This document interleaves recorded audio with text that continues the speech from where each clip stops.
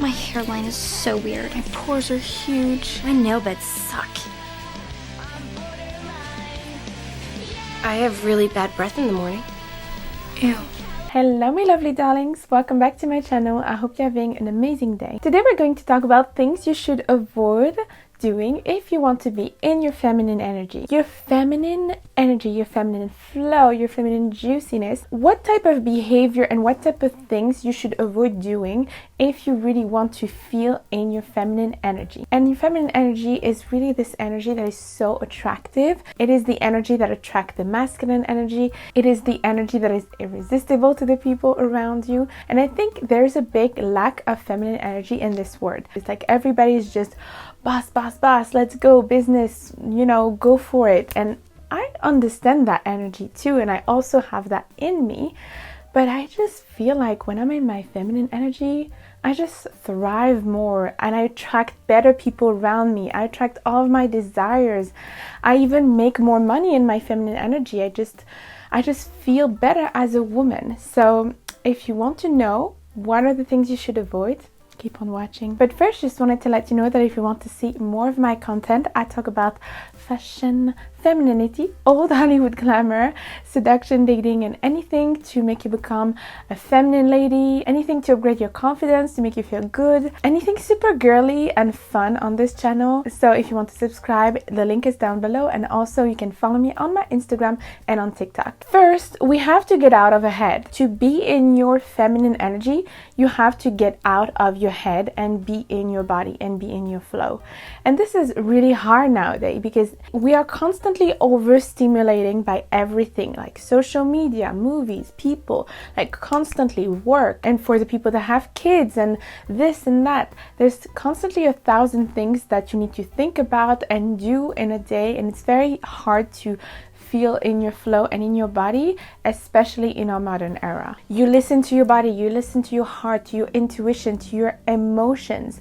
What does your intuition tell you? And the first thing would be drop the need to prove anything to anyone. Stop explaining yourself and over-explaining yourself constantly. We have this bad habit as women because we are ladies and we want to be polite and we want to be nice, and we were raised since little girl to always be accommodating to everybody, to always be saying yes, kind of please everybody. Or also, if you feel insecure, having the need to prove your value, having the need to prove that you're good enough. When you're really in your feminine, you don't have the need to constantly explain yourself, to constantly justify what you're doing, prove your value to men, right? No, I don't need to prove my value to men. If men don't see my value, that's too bad for them. For example, if you have a certain boundary or certain things that you don't want to do, then you don't need to over-explain it. It's just, I don't want to do it. I won't let myself fall in love with a man who won't trust me no matter what I might do. No matter what you... Lorelei, that's being unreasonable. Well, goodbye then. You don't need to justify everything that you're doing. Like, the more you justify yourself, the more you give off that energy of insecurity. And sometimes also desperation. And I told you desperation is not attractive at all. You don't focus on you. You focus too much on others. And the feminine is really focused on herself. She is also very caring, nurturing, and loving. But to give that love and that nurturing aspect, she needs to first be a whole on herself and really feel like a catch, feel like she is high value. And the more you try to prove yourself and to prove your value to others, the less you're gonna have it, actually. Because people don't want to give attention to something that is so insecure and desperate to be sold, right? And when you over explain yourself and over justify yourself constantly, also, it's almost like you're not sure about your own decisions, and it's almost like you don't trust yourself to make the right decision. Why do you need their approval? You already decided that decision is in you normally. You need to trust yourself on that decision. Number 2, we have stop getting triggered over everything. Being loud and like having a certain attitude and always getting triggered and angry about everything people say. Oh my God, how tiring is that? How tiring is that? And how much it destroys your playful juiciness and happiness and feminine energy. I mean, you cannot be feeling, in your princess energy, in your juiciness if you are triggered by everything people say. When you try to prove, like, I'm a strong woman, so I'm gonna get triggered by everything people say and I'm just gonna prove to them that I'm right. Debate every people I see. It's going to take all your energy, you know, for things that don't even matter at the end of the day. Even if you get triggered by everything a man says, it just means that this man is not for you. Why do you lose your time getting triggered with him and trying to convince him or trying to fight with him? It's just a loss of your energy. Keeping yourself poised, keeping yourself calm, and like being able to have intelligent debate, okay, but respectful debate and intelligent conversation, and being able to be, you know, joking around. Life is not that serious. Being able to joke around and not be triggered by every single thing is so important. And especially nowadays, I feel like people get triggered by absolutely everything. On the internet, it's just wow. People get triggered by every single little thing you say. And I'm asking myself, are you okay? Why do people get triggered? Do they have nothing else to do than to fight people on the internet? You know, most of the time, those fights are not even worth it for you. It prevents you from actually enjoying your time and your experience on this earth. Sometimes the best thing is to just walk away. Take a pause before you speak. Think about it. Think before you speak. Don't get angry immediately. If someone disrespects me, I show them who I am with my actions. Where does it get you to be triggered by everything and everyone? It destroys your feminine energy, definitely, and it can also destroy your relationships with people. And it's very important as women to be aware of your emotions so you can just control it in a better way. And actually, good quality masculine men, they really love a woman that is composed and that can control her emotions, that is not constantly lashing out, constantly crying about everything, constantly getting angry and just, you know, making a scene in public or things like that. No, they would want elegance and poise. You don't lash out in front of everyone. No, you keep it to yourself and you can have a discussion later with your partner in private, for example. You know, it will actually make you have such a better image to be like that, to be able to not be triggered by everything, to control your emotions. In that case, you show people who you are, not by yelling, not by being super emotional, not by how much you scream. You show people that you're above all of this. You don't give your emotions for free. Next, we have stop chasing and pursuing a man. I mean, I say that a lot, and it's really something that you should avoid if you want to be in your feminine energy with a man. Masculine energy is the one going for what it wants. It's the one that is going to pursue, and you need to allow him to pursue you.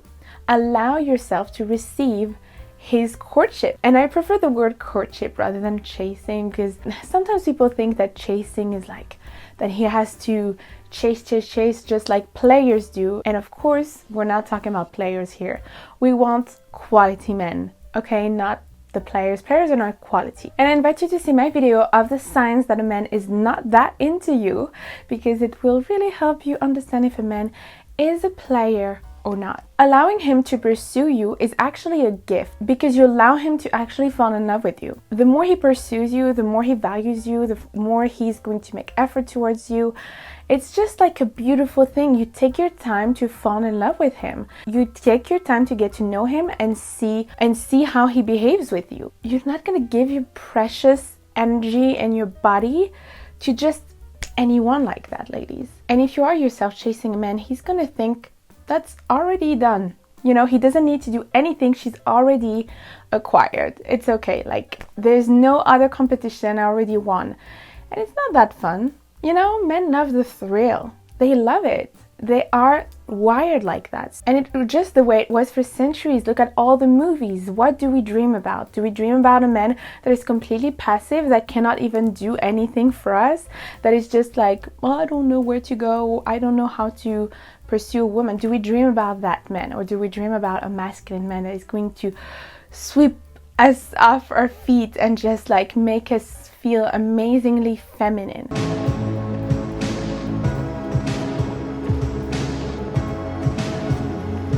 Good evening, Anastasia. That's what we want, right? So if you want to attract that type of masculine man, you need to be insisting to be in your feminine energy. And I also invite you to see my video on feminine qualities that men really love. I will link it below. Next we have stop pointing out your flaws. This is a big thing, ladies. I see constantly women pointing out their flaws. And my friends were having a discussion, okay, and they were asking themselves, how much is your confidence in terms of percentage? Are you 80% confident about yourself, or are you 20% confident about yourself? What's your percentage? And each of them gave a certain percentage. One of them gave 30%, one of them gave 50%, and they were talking about their flaws, and then they turned to me and they were like, well, Lisa, we all know she's super confident. So, and it's maybe because I grew up with my parents that were always so sweet and encouraging with me, and they always gave me a boost of confidence. You know, my mother always tell me I'm the most beautiful woman in the world, and she always tell me I'm super smart and I can do anything I want. And my father always tell everyone, oh, my daughter is a model, look at her, she's so beautiful. It really helps to have such good parents, and I'm so grateful for that. But I was seriously so shocked about the fact that my friends were not confident, because I consider them very beautiful, very intelligent. I was like, why aren't you more confident, ladies? You don't see your beauty and your value and the amazing qualities that you have. You don't see it. And of course, they loved talking about their flaws and what they didn't like about themselves. And they were like, oh, what do you don't like about yourself? Oh, me, it's my nose. Me, it's this. Me, it's that. God, my hips are huge. Oh, please, I hate my calves. At least you guys can wear halters. I've got man shoulders. I used to think there was just fat and skinny. Apparently there's a lot of things that can be wrong on your body. And the thing is, if you do that constantly, you're going to more focus on your flaws than on what you don't like about yourself. And if you point out your flaws in front of other people, they're going to start believing it. And if you point out all your flaws in front of a man, it's going to downgrade you and really make him feel less attracted to you. Imagine that scenario. You put on a beautiful dress, you go down the stairs, and your man is seeing you and he's like, wow, she's so beautiful. She looks like an angel. And then you're like, yeah, but I think I look fat in this dress. I think I don't look good. I don't like my hair. Oh, I don't like this. It's just gonna ruin his whole goddess image that he has about you. No, he wants to feel with you that you are this goddess. He wants to think that about you. And the fact of focusing on your flaws is really destroying your feminine energy, because the feminine energy is inherently confident. You should even love your little imperfections. You should love it. Next we have stop saying, I don't need a man.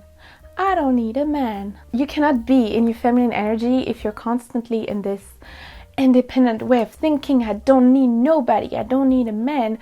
Because the feminine is able to receive. She appreciates. The feminine is in her flow, is in her loving energy.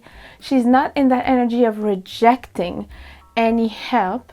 And actually, when you are in that mentality of I don't need a man, it's because almost you want to prove too much to others. See, I have a value because I don't need a man. At the end of the day, this is not even what men are looking for. They don't care about that. They care about actually other qualities that are so much more important for a wife to have. They don't want a woman that don't need them. And they love to feel needed by a woman and to feel respected and appreciated by a woman. So if you don't need a man, you don't give him that wonderful juicy energy that he's looking for. Next we have stop oversharing. Keep some part of your life private, ladies. When you overshare your whole life and you give too much of your life, you want to keep your life private. You want to avoid having people having bad energy towards you, being jealous of what you're doing maybe. And I think that a mysterious woman is very alluring, because in that way you want to get to know her more.